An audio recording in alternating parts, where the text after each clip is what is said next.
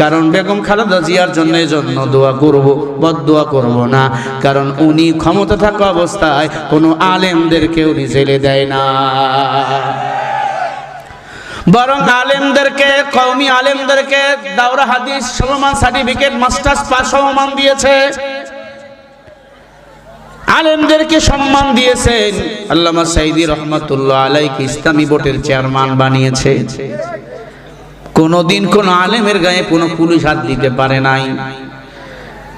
মাজলুম একজন নারী, স্বামী আগেই মারা গেছে, আল্লাহর বান্দা শহীদ জিয়াউর রহমান, আল্লাহ তার কবরটা জান্নাতের বাগান বানিয়ে দেন।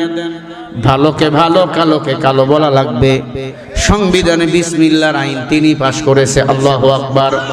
আল্লাহর একত্ববদ্ধ সংবিধানে তিনি পাশ করেছে, আল্লাহু আকবার। সেই ম্যাডাম বেগম খালেদা জিয়া মৃত্যুর সাথে পাঞ্জা লড়তেছে, কখন জানি শুনবেন ইন্না লিল্লাহ। আল্লাহ তুমি যদি তার মৃত্যু লেখেই থাকো, মরতে হবেই আমাদের সবাইকে ইমানের সাথে।